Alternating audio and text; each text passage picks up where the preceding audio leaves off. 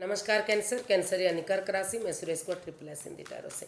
तो आज हम कैंसर यानी कर्क राशि के लिए सिंगल्स की, जो सिंगल है या किसी भी रीज़न से अपने आप को कुंवारे मानते हैं या अभी तक अनमैरिड हैं या फिर डाइवोर्सी हैं या फिर दूरियां बनी हुई हैं, जो भी रीज़न रहा है लेकिन सिंगल है, तो ये रीडिंग उनके लिए है।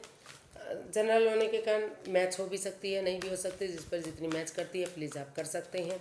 सनसाइन, मून साइन या नाम राशि जिससे भी चाहें आप देख सकते हैं। अगर पर्सनल रीडिंग चाहते हैं तो नीचे डिस्क्रिप्शन बॉक्स में डिटेल्स दी गई हैं, वहाँ जाकर चेक कर सकते हैं। कोई भी कन्फ्यूजन डाउट होने पर व्हाट्सएप मैसेज के जरिए आप क्लियर कर सकते हैं। तो इसमें सबसे पहले आपका रिसेंट पास्ट देखेंगे, फिर प्रेजेंट करंट एनर्जी, और देखेंगे कि अगर आपकी लाइफ में इन दिनों नया पर्सन आ रहा है तो एनर्जी क्या रहेगी, और अगर आप किसी पास्ट पर्सन से डील करते थे या अटैचमेंट फील कर रहे थे या लव रिलेशन में थे तो एनर्जी क्या रहेगी, वापस आ रहे हैं तो, और गाइडेंस देखेंगे। तो रिसेंट पास्ट देखते हैं आपका फटाफट से, कैंसर का रिसेंट पास्ट कैसा रहा है।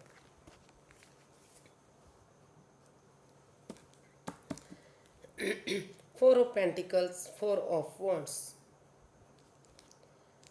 तो जो आप रिसेंट में थे, मतलब हो सकता है कि आपका जो पास्ट बीता है वहाँ किसी चीज़ को लेकर आप दुविधा में थे, मतलब चीज़ overthinking, over control, over stress, बिना मतलब की रुकावट, बाधाएं, दिक्कतें, मतलब चीज़ों को अपने से चिपका कर रखना, बातों को रिलीज़ ना करना, समय को रिलीज़ ना करना, परेशानी देना, परेशानी में रहना, तो ऐसी इस तरह की एनर्जी आपकी दिखाई दी। तो उन चीज़ों से आपको वहाँ मुक्ति मिलती दिखाई दे रही है। आपने डिसाइड किया कि आप और बाधाओं में नहीं रहेंगे और इस चीज़ों से आप बाहर निकलेंगे, स्टेबिलिटी की तरफ बढ़ेंगे। तो अपने आप को स्टेबल बनाने के लिए प्रिपेयर, आपने कमिटमेंट वगैरह देने के लिए रेडी दिखाई दे रहे हैं कि आप आगे इस तरह की over thinking, over control, over stress इस रिश्ते में नहीं आने देंगे। समय के साथ, फ्लो के साथ चलेंगे ताकि घर बनना, घर बसना, स्टेबिलिटी, खुशहाली, नेम और फेम इस रिश्ते में मिल सके, आपका रिश्ता बन सके और चीज़ें फ्रूटफुल हो सके। तो रिश्ते को आगे बढ़ाने के लिए जो रिश्ता नहीं बन पा रहा था या बनता बनता बिगड़ रहा था या बना हुआ ख़त्म हुआ था, तो वहाँ उस कन्फ्यूज़न से, उस परेशानी से उनको रिलीज़ करते हुए आप आगे बढ़ते दिखाई दे रहे हैं, काफ़ी स्टेबिलिटी की तरफ बढ़ते दिखाई दे रहे हैं। देखते हैं प्रेजेंट करंट एनर्जी आपकी क्या रहेगी।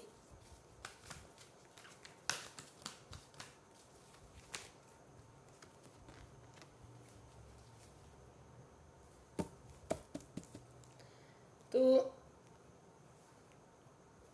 बॉटम ऑफ द डेक बता रहा है 5 ऑफ कप्स और night of swords. Unexpectedly, suddenly आपने डिसाइड किया है कि आप और वेट नहीं करेंगे, आप और इंतज़ार नहीं करेंगे, आप लाइफ में आगे बढ़ेंगे।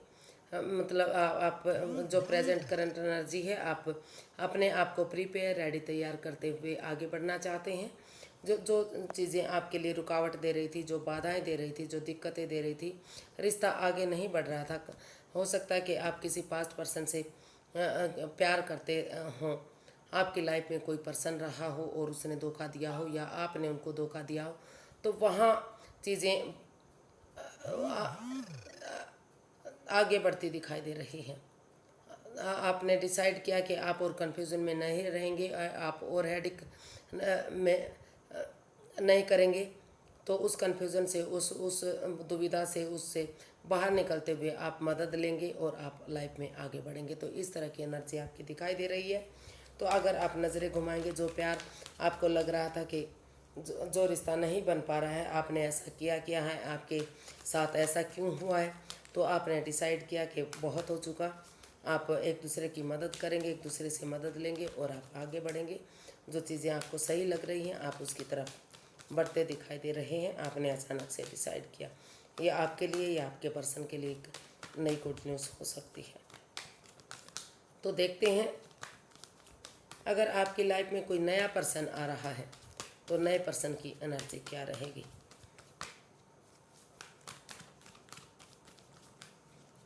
नए पर्सन की एनर्जी क्या रहने वाली है अगर कोई लाइफ पार्टनर बनने आ रहा है तो। Knight of cups, 9 of swords. जी हाँ, हो सकता है कि किसी चीज़ को लेकर आप काफ़ी परेशान थे, काफ़ी दुविधा में थे, एंजाइटी स्ट्रेस में थे, जिससे आपको लगा कि वो आपके लाइफ पार्टनर बन रहे हैं, बन सकते हैं, उसी ने ही आपको धोखा दिया हो। लेकिन अभी जो जो अभी फ़िलहाल की जो एनर्जी बता रही है, वो बता रही कि उन चीज़ों का हल और सॉल्यूशन निकालने के लिए आप उनकी तरफ, अपने पार्टनर की तरफ, जो आपको अच्छा लगता है, जिसको आप अपना लाइफ पार्टनर बनाना चाहते हैं, तो उसकी तरफ या तो आप लव ऑफ़र लेकर जा रहे हैं, या तो फिर वो आपकी तरफ लव ऑफ़र लेकर आ रहा है। और जो कन्फ्यूज़न, बाधाएं, दिक्कतें रही हैं, वो कहीं ना कहीं ख़त्म होती दिखाई दे रही हैं। या फिर हो सकता है कुछ केसेस में वो कन्फ्यूज्ड है, जिनके पास आप लव ऑफ़र लेकर गए, हो सकता है कि वो ऑलरेडी रिश्ते में रहे हो, या फिर कोई और रीज़न रहा हो और उन्होंने इनकार किया, जिस वजह से आप कन्फ्यूज़न, परेशानी और दिक्कत में है, रातों की नींद हराम हो चुकी हैं। तो तो कुछ केसेस में नए रिश्ते की तरफ जा सकते हैं, और कुछ केसेस में आप परेशान और दुखी भी हो सकते हैं। जो रिश्ता आप चाह रहे थे, शायद वो रिश्ता आपके हाथ से निकल रहा है। तो देख लेते हैं प्रेजेंट, अगर आप किसी पास्ट पर्सन से डील कर रहे थे तो एनर्जी क्या रहेगी। अटैचमेंट फील करते थे, या लव रिलेशनशिप में थे, या जो भी रीज़न रहा था, तो अगर वापस आ रहे हैं तो एनर्जी क्या रहेगी।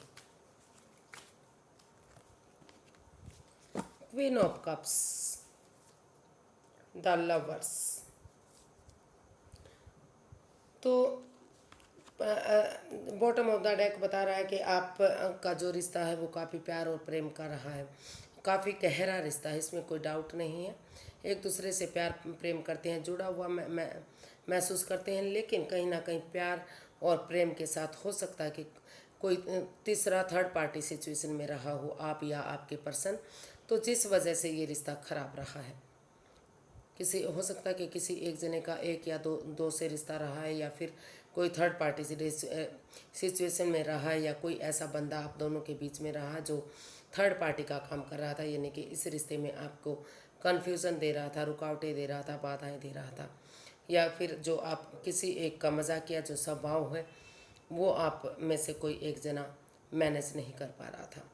तो इसीलिए उस रिश्ते को आगे बढ़ाने के लिए आपने डिसाइड किया है कि आप ही अपने आप को हील करेंगे, हीलिंग करेंगे, मेडिटेशन करेंगे, सेल्फ केयर करेंगे, सेल्फ डिपेंडेंट बनेंगे, और इस रिश्ते को फ्रूटफुल और कामयाब बनाएंगे।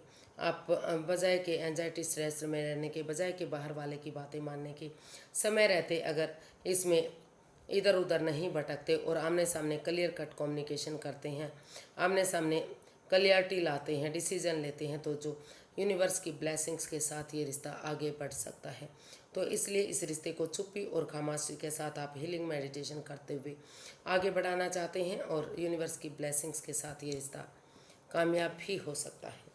लेकिन आपको इसमें डिसीजन लेने की ज़रूरत है, जो भी लस्ट और एडिक्शन है उनको ख़त्म करने की ज़रूरत है। तो देखते हैं यूनिवर्स जी क्या गाइड करना चाहते हैं।